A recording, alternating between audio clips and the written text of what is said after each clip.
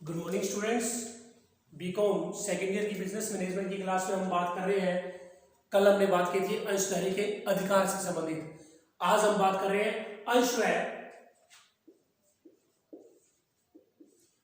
Stock में अंतर। Shares और स्टॉक, जो शेयर्स का स्टॉक किया जाता है उसमें अंतर आपको कुछ इस तरीके से बनाना होगा। अंतर ज्यादातर इस तरीके से होते हैं। तो पहला पॉइंट इसमें आ जाएगा क्रम संख्या, अंतर का आधार, शेयर्स, स्टॉक। ठीक है, तो इसमें हम बात करते हैं पहले पॉइंट की। शेयर्स सबसे पहले इसका पॉइंट प्रारंभिक निर्गमन। देखिए, मैं ज्यादा पॉइंट्स के बारे में लिखूंगा नहीं, सिर्फ आपको बता दूंगा क्या होता है। अंश कंपनी के प्रारंभ से ही जनता में अंशों का निर्गमन शुरू हो जाता है, प्रारंभ में ही। और स्टॉक का निर्गमन कब होता है? जब शेयर्स पूर्णदत्त हो जाते हैं, फुली पेड अप हो जाते हैं। स्टॉक का हमेशा फुली पेड अप होने के बाद ही निर्गमन किया जाता है, पूर्णदत्त होने के बाद ही। अंकित मूल्य ये आप पहले कर चुकी है, अब थोड़े बहुत इसका आपको जानकारी बता रहा हूं। अंशों का अंकित मूल्य निश्चित होता है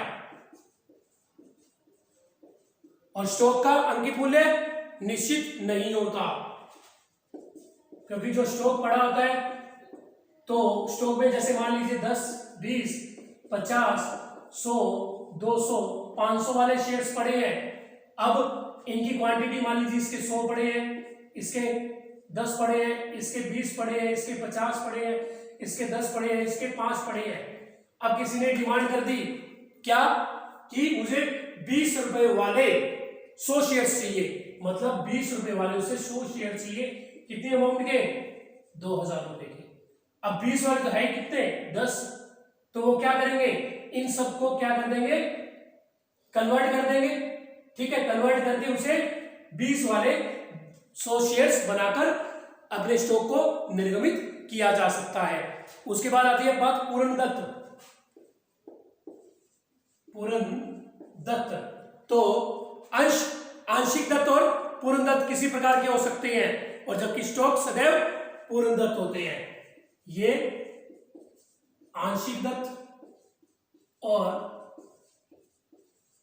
पूर्णदत्त दोनों प्रकार के हो सकते हैं, और ये सिर्फ कौन से होते हैं?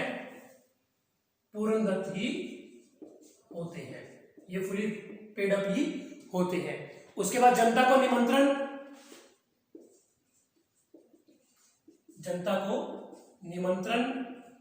अंशों के लिए जनता को निमंत्रण किया जाता है, और इसमें स्टॉक के लिए जनता को निमंत्रण नहीं किया जाता। जनता स्वयं स्टॉक परचेज करती है। निमंत्रण, स्टॉक को परचेज करने के लिए जनता को निमंत्रण नहीं दिया जाता।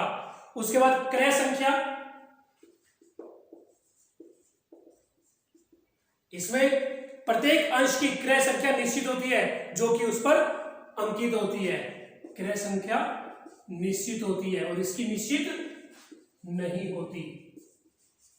अंकित तो होती है इन पे, लेकिन कोई भी संख्या की अंकित नहीं होती। किस प्रकार की? कि कितने कितने पड़े हैं, वो तो स्टॉक में आ जाएगा, लेकिन क्या नहीं अंकित होती? क्रय संख्या, यानी कि परचेज संख्या। स्टॉक लास्ट में 10 के 2 भी बच सकते हैं और 20 भी बच सकते हैं ना, तो सबकी अलग अलग होती है। ठीक है, उसके बाद स्टॉक जब डिमांड किया जाता है, जब निमंत्रण आता है, कोई डिमांड करता है मांगने के लिए, तब उसे उस जो डिमांड आई है उस संख्या में कन्वर्ट करके दे दिया जाता है। उसके बाद मूल्य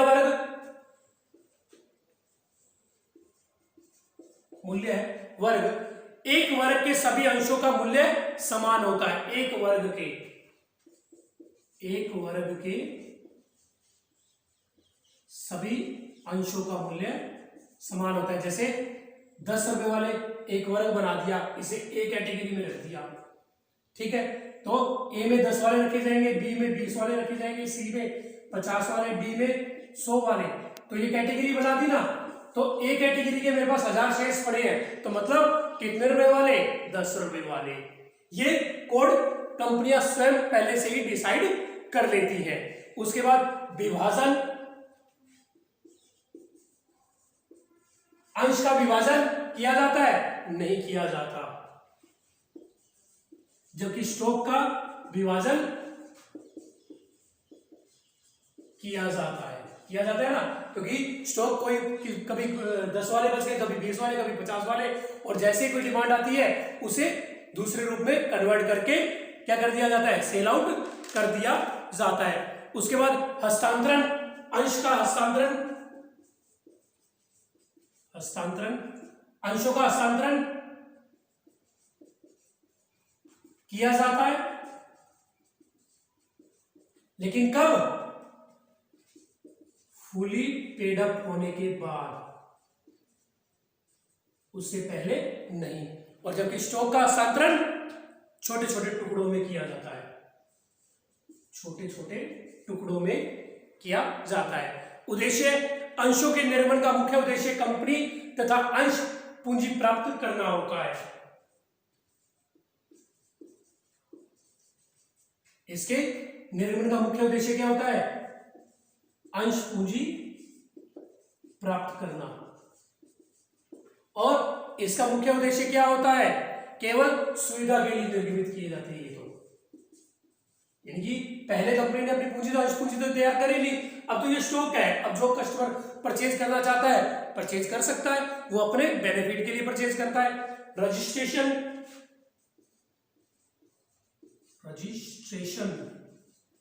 प्रत्येक अंश का रजिस्ट्रेशन होता है, और स्टॉक का रजिस्ट्रेशन होता है या नहीं होता, इसका रजिस्ट्रेशन करवाना अनिवार्य नहीं है,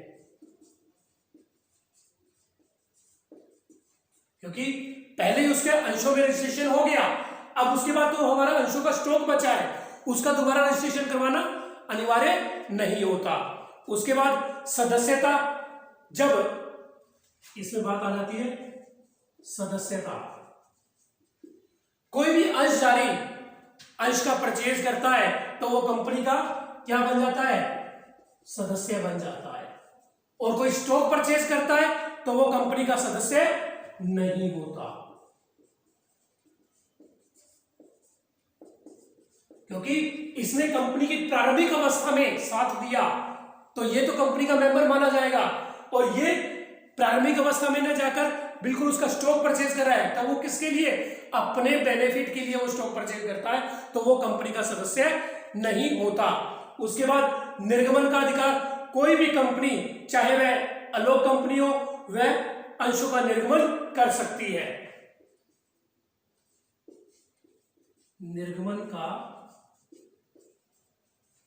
अधिकार, अंश का निर्गमन कोई भी कंपनी कर सकती है, चाहे वो अलोक कंपनी मतलब चाहे वो निजी कंपनी क्यों ना हो, वो भी अंशों का निर्गमन कर सकती है। और जबकि स्टॉक केवल अंशों द्वारा सीमित कंपनी ही निर्गमित कर सकती है, अंशों द्वारा सीमित कंपनी ही स्टॉक का निर्गमन कर सकती है।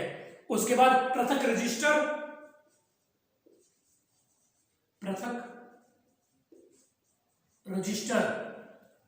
अंशधारियों का अलग रजिस्टर होता है, 10 वालों का अलग, 20 वालों का अलग, 50 वालों का अलग, 100 वालों का अलग, और जबकि स्टॉक का एक ही रजिस्टर होता है, ठीक है, उसमें ही अंकित कर दिए जाते हैं स्टॉक भी 10 वाले कितने पड़े, 20 वाले कितने पड़े, क्योंकि इसका अलग रजिस्टर रखने का मतलब 10 वाले शेयर्स किसने परचेज किए, ठीक है, किसने आवेदन किया है, कितनी उसने पेमेंट दे दी, और किन्हें अंश प्रमाण पत्र दे दिया, किन्हें अंश अधिपत्र दे दिया, किन की पेमेंट फुली पेमेंट हो गई, वो सारी अलग अलग रजिस्टर में रिकॉर्ड रखा जाता है, बाकायदा उनका नाम, एड्रेस, मोबाइल नंबर, सब कुछ डिटेल रखी जाती है।